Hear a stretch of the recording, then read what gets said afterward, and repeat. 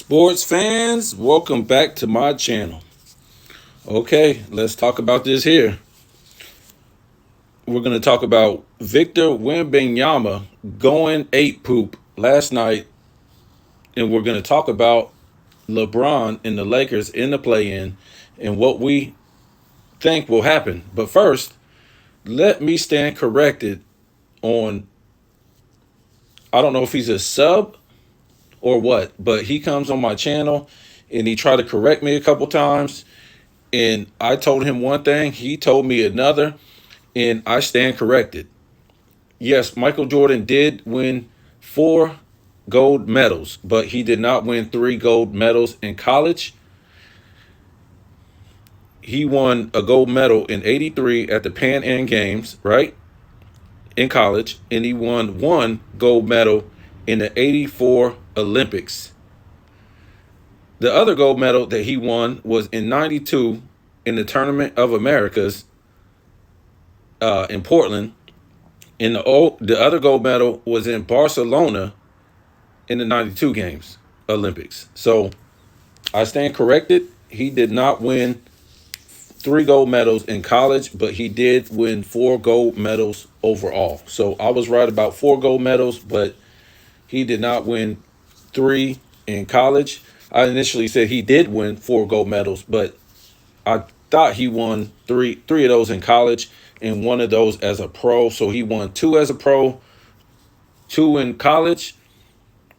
And I'm figuring that's why he didn't want to participate in the '96 Olympics. So I stand corrected. Okay, I'm gonna be a man about it. He said in the '86 playoffs against the Celtics, I read the games backwards, and I did, but those were his stats in that series, and he did win 4 gold medals, but it was not 3 in college, and I stand corrected. So I told you in many other videos, if I'm wrong, let me know. I'm not perfect. I might read something wrong, and I'm not perfect. But I'm not going to sit here and say LeBron is a top 10 player, top 5 player, or top 2 player, or the GOAT. That's just facts. I got all those facts. I did not read that incorrect. So let's get into this. Victor Wembanyama scores 33 points. He has 7 blocks and 15 rebounds and 7 assists in a game. That's what we should be talking about today. The guy was just brilliant. The guy was brilliant. Woo! And I think he leads the league in like 3.2 blocks a game. And the other, it might have been 3.5, and the other guy behind him is like 2.7 or something like that. And we talk about Rudy Gobert. He's not even in the vicinity, right? He's like number 6 this season in per game blocks. So to me, Victor Wembanyama, I think next year we're going to see something that we haven't seen since maybe Wilt Chamberlain, right? This guy is going to be able to score 30 plus a game and have like 3 to 5 blocks a game and 10 to 12 rebounds a game based on his minutes, because this year he's being restricted on his minutes, and we don't know why. A lot of people say it's because he's trying to get that number 1 pick. It's supposed to be a great center out of France that I think he's like 7'2" or something like that. He moves like Victor Wembanyama, and he plays like Victor. And so we're going to see if he chooses this guy from France, or is he in the United States playing? Is he? I don't think he's in college in the United States. So I think the Spurs. I was shocked. I thought the Spurs would make the playoffs. I seen them in the preseason. They look pretty good. I was shocked that this team isn't going to make the playoffs. I'm just shocked, and the evidence is, Pop is rigging this up. He has no reason not to play this guy the minutes that he should be playing. He shouldn't have a minutes restriction. LeBron didn't have one. Jordan didn't have one.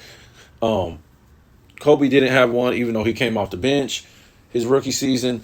All these great players, Kevin Durant didn't have a game restriction. It's just ridiculous, man. This guy could be putting up like historic numbers as a rookie. I mean, he is, but he could be outshining every rookie that ever played, except for like Wilt Chamberlain, I think. might be a question with, I think Oscar Robertson, he was up there with Wilt Chamberlain as far as the greatest rookie season. Who else? Michael Jordan led his team in 4 statistical categories. That would be questionable for Victor to do something like that. I think he would, rebounds, blocks, and points. I think he could do that as a rookie, leading his team, and he might just be doing that. I don't know about the points, but I'll have to check. But this is just crazy. I just, to me, I'll be thinking this whole thing is a conspiracy, right? And why I think that is because if this guy was playing, you know, 40 minutes a game throughout the whole season, man, nobody would be talking about LeBron. Nobody would be talking about the Lakers. San Antonio would be making the playoffs. And I don't think that's what the NBA wants. And people think I'm crazy when we talk about, what's this guy's name? The guy that plays for the Pelicans, who done ate himself to death now. I'll remember his name in a minute. But I kind of think it was a conspiracy. I don't have any facts, but he was more famous than LeBron coming into the league. I'm talking about playing his first year. I mean, he was getting all the hype, and LeBron was like number 2 to him. What's this guy's name that came out of Duke? Oh my God, I can't. How do I forget this guy's name? And I'm a Duke fan. Oh, I'm thinking about too many things. You guys can remind me. So I kind of think the whole, his foot being messed up the whole time, and I think it's a conspiracy to keep LeBron talked about more than anybody. Zion Williams. So to me, I think now Zion is lazy. He doesn't rebound. His assists are down. There's no way you could be averaging like 5 rebounds a game at your height, your weight, and stuff. He's just a late. He doesn't play any defense. For him to have that kind of hops and be that athletic, he should be like a Charles Barkley. He should be like a Charles Barkley, and he's nowhere close to a Charles Barkley. So Wembanyama, I think he's going to be the best player in the league next year unless he gets hurt, and we can just stop talking about LeBron next year. Let's look at the play-in for this season. I want to talk about Sacramento. They're not in the play-in. I think they're in the 6th spot. 6, 7, 8, 9, 10. They're in the 6th spot, but it looks like Dallas is like a game and a half back, maybe 2. So that's why I put them right there. Dallas could jump them, and even Phoenix could jump them too. They got the same record as Dallas, and you look at Golden State, they're in the 9th spot. I think they're 1 game ahead of the Lakers, and you got the Lakers in number 10 spot, and the Lakers are only 3 games behind Sacramento. So that's not really a big amount of games, right? When we look at it. So we don't really know where the Lakers are going to be at the end of the season, even though, sometimes we look at these games and we're like, no way the Lakers are going to get to the 6th seed or the 7th seed or anything like that. But 3 games is nothing. It's nothing. So let's say the Lakers stay in the play-in, and they got to play Golden State, Phoenix, Dallas, or even Sacramento. Let's look at it. Yes, Golden State did beat up on the Lakers the other night, but the Lakers lost AD, and it was a close game. Phoenix, I think the Lakers beat Phoenix a couple times this year, so you can't really trust them. Dallas, I don't know. I think the Lakers beat them 1 time this year. I'm not sure. Sacramento did railroad the Lakers this season. So, to me, if it stays like this in the play-in, you got Dallas, you got Phoenix, you got Golden State, you got LA. I don't trust Phoenix. I don't trust Dallas. Both of them play no defense. They just try to, score more points than you. Like I said, the Lakers, they didn't beat Golden State this year. So we'll see. One of them teams will be out. Golden State or the Lakers will be out. I think they might play each other. So we can't be too sure that the Lakers aren't going to jump to the number 6 seed, but we can't be too sure that Phoenix, Dallas, or Golden State is going to beat the Lakers in the play-in.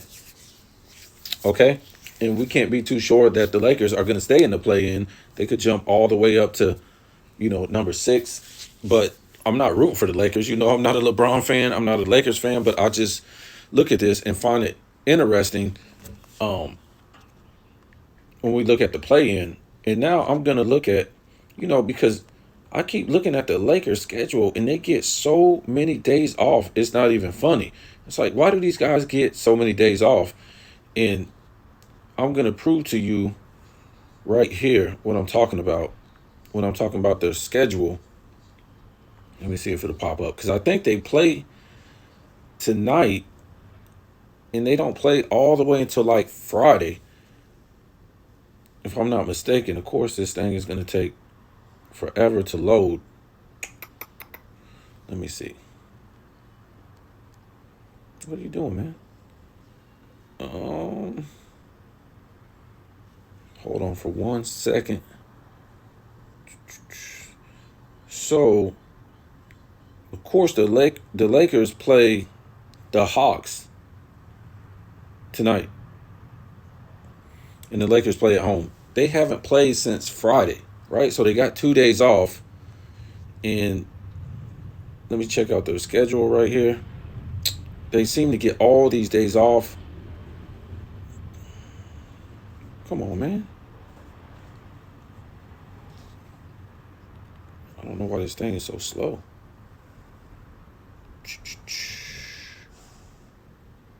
Come on.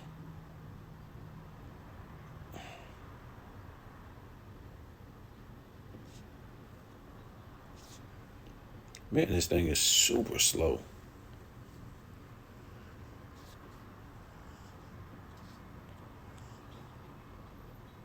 Come on. You're making me look bad. Come on. Oh, my goodness. So the Lakers schedule.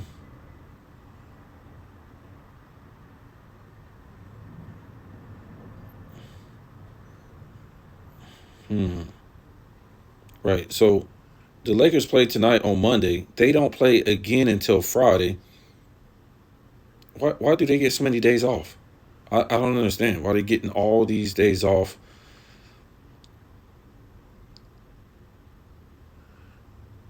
It's just ridiculous. And before that, they played Golden State on Saturday. Before that, they played Wednesday. Before that, they played Sunday. I mean, these guys get so many days off. It's ridiculous. I know this video is long, but why do these guys get so many days off? They're more athletic, bigger, faster, stronger. They don't play defense. Every time the whistle blows, it's like 3 minutes in between a whistle. So you guys tell me what you think. Like I said, Victor is going to average 30 plus points per game next year, maybe like 3 to 4 blocks, 10 to